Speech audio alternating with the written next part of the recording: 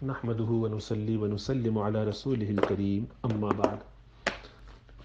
شریعت میں ہمیں یہ تعلیم دی گئی ہے کہ ہم اپنے فرائض کی طرف توجہ دیں اور اپنے حقوق کی بات نہ کریں۔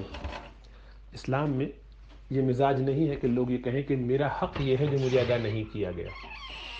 یہ مغرب کا تصور ہے۔ اسی لیے آپ جب بھی قرآن و حدیث پڑھیں گے تو آپ کو نظر آئے گا کہ حقوق الوالدین، والدین کے حقوق کا تذکرہ، اور یہ بتایا جا رہا ہوگا کہ اولاد کو کیا چاہیے اپنے والدین کے ساتھ، کیسے وہ برتاؤ کرے۔ جہاں آپ کو اولاد کے حقوق کا تذکرہ ملے گا وہاں یہ بتایا جا رہا ہوگا کہ والدین کو کیا چاہیے کہ وہ اپنی اولاد کے ساتھ رویہ رکھیں۔ یعنی ہمیشہ توجہ فرائض کی طرف ہوگی، تو جن کے اوپر کوئی چیز فرض ہوتی ہے انہیں بتایا سمجھایا جاتا ہے کہ تم اس طرح سے رہو، والدین کے یہ حق ہیں، ان کا خیال رکھنا۔ شوہر کو بتایا جاتا ہے کہ تم یہ خیال کرو کہ تمہارے اوپر کیا کیا ذمہ داریاں ہیں شوہر ہونے کی حیثیت سے، بیوی کے حقوق کو سمجھو، اور بیوی کو یہ بتایا جاتا ہے کہ تم یہ خیال رکھو کہ تمہارے شوہر کے تم پر کیا کیا حق ہیں۔ ان فرائض کو، ان ذمہ داریوں کو پورا کرو تاکہ قیامت میں تمہارے لیے کوئی پکڑ نہ ہو۔ پورے دین کے مزاج میں آپ کو کہیں یہ نہیں ملے گا کہ کسی تعلیم میں، کہیں حدیث میں، کسی قرآن میں یہ بتایا جا رہا ہو کہ اے عورتوں تم یہ سوچو کہ تمہارے کیا حق ہیں اور وہ چھین جھپٹ کے یا لڑ جھگڑ کے یا محبت سے ہی صحیح لو۔ نہ آپ کو کہیں ایسا سلسلہ ملے گا کہ جس میں تعلیم دی جا رہی ہو کہ اولاد کو چاہیے کہ اپنے والدین سے یا شوہر کو چاہیے کہ اپنی بیوی سے اپنے حقوق چھینے اور مانگے اور لے۔ نہیں، یہ مزاج نہیں ہے اسلام کا۔ اسلام کا مزاج ہے اپنی ذمہ داریوں کو پورا کرنا۔ چنانچہ اللہ کے رسول صلی اللہ علیہ وسلم کی حدیث کہ ادو ما علیکم، جو تمہارے اوپر ذمہ داری ہیں ان کو پورا کرو، اور جو تمہارے حقوق ہیں اس کا سوال اللہ سے کرو کہ اللہ میرا شوہر میرے حقوق ادا نہیں کرتا یا میری بیوی میرے حق ادا نہیں کرتی، آپ فضل فرما دیجئے، اس کے دل میں یہ بات ڈال دیجئے۔ اس سے تقاضا کرنے کے نتیجے میں لڑائی جھگڑا، بات خراب ہونا، پھر وہ ایک ضابطے کی کارروائی رہ جاتی ہے۔ جو تعلق محبت بنا تھا اس لیے کہ ہم ایک دوسرے سے اچھے طریقے سے رہیں، خیال کریں، محبتیں بانٹیں، وہ اب اس مقابلے پر آ گیا ہے کہ میں صحیح کام کر رہی ہوں یا وہ صحیح کام کر رہا ہے، وہ صحیح طریقے سے حق ادا کر رہا ہے یا میں کر رہی ہوں۔ دونوں اپنی اپنی کہانیاں سنا رہے ہیں اور اپنے اپنے حقوق کے نعرے لگا رہے ہیں۔ ظاہری بات ہے یہ مزاج اسلام کا نہیں ہے اور اس سے نقصان بہت ہوتا ہے اور ہو رہا ہے، اس لیے اس سے بچنا چاہیے۔ کوشش یہ کرنی چاہیے کہ ہم یہ دیکھیں کہ ہم اپنی ذمہ داریاں کیسے پوری کر رہے ہیں، کہ کل قیامت کے دن مجھ سے میری ذمہ داریوں کا پوچھا جائے گا۔ یہ نہیں پوچھا جائے گا کہ تمہیں تمہارے حقوق ملے تھے کہ نہیں، یہ سوال نہیں ہوگا کہ تم نے اپنے حق لیے تھے لڑ جھگڑ کے کہ نہیں، بلکہ یہ پوچھا جائے گا کہ تم نے اپنی ذمہ داریاں پوری کی تھیں کہ نہیں۔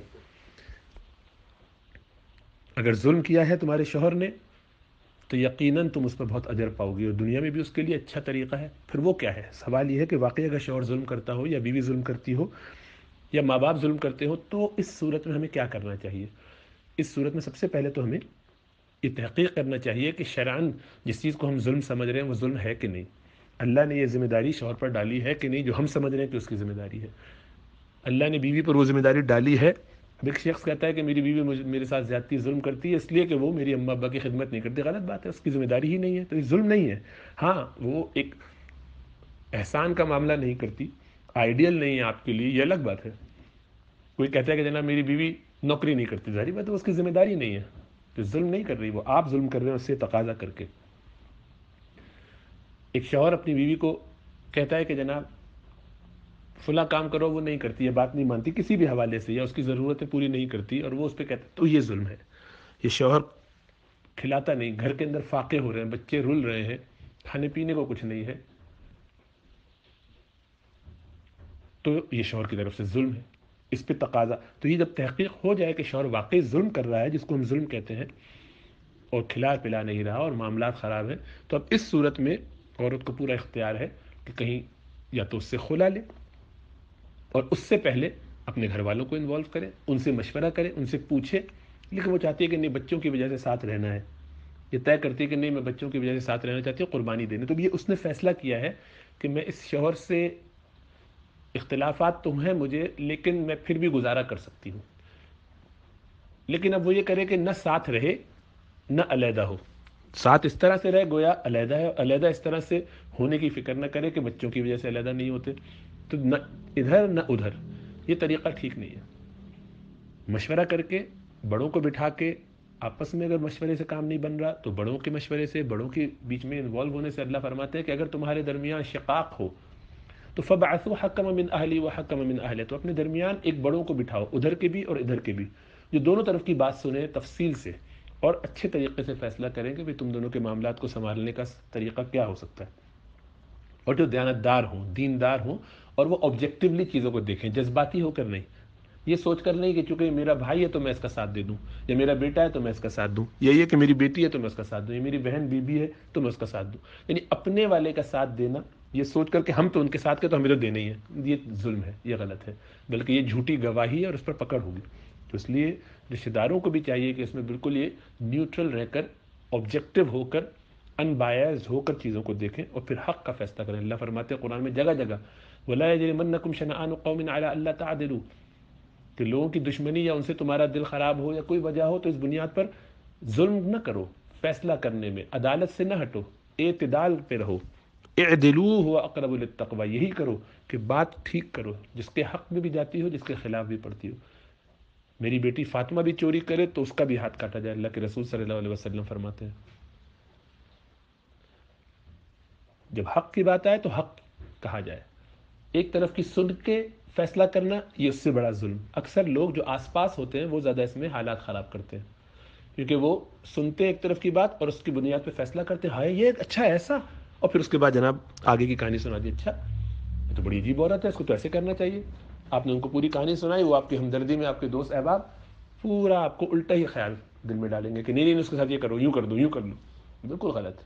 اسی طرح بیوی بھی اپنے گھر والوں سے، اپنے دوست احباب سے رابطہ کرتی ہے، وہ ان کو کہانی سناتی ہے، وہ ایک طرف کی کہانی سنتے ہیں اور سب کچھ فیصلے کر دیتے ہیں. تو دونوں طرف یہ ظلم کی جو فضا ہے اس سے بچنا چاہیے، ڈرنا چاہیے کہ ہم قیامت میں کیا جواب دیں گے اگر ہم نے اس میں غلط مشورہ دے دیا، غلط بات کہہ دی، کسی کے بارے میں بدگمانی دل میں آ گئی. اللہ کے اس کا جواب دینا پڑے گا.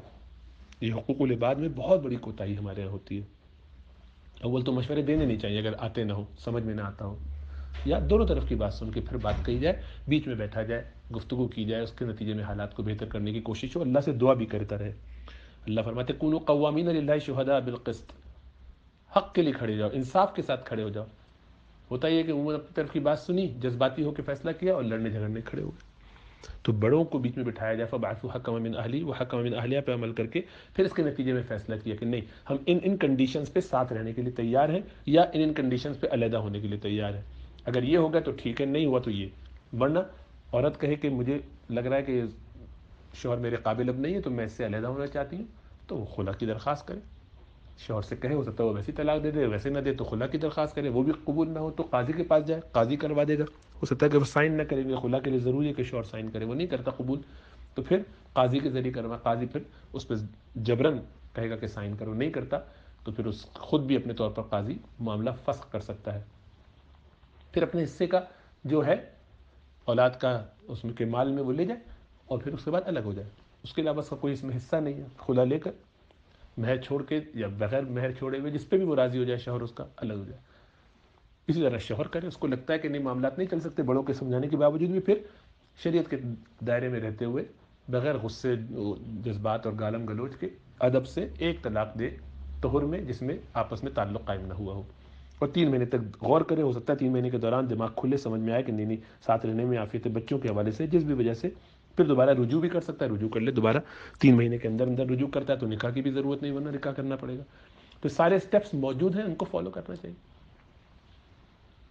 تو جہاں ظلم زیادتی ہو رہی ہو اس کا تذکرہ ضرور کریں، ان لوگوں سے کریں کہ جو سمجھدار ہیں، اور ان سے مشورہ لیں اور ان سے پوچھیں کہ ہم کیسے معاملات کو سنواریں. اللہ ہمیں سمجھ اور شعور عطا فرمائے.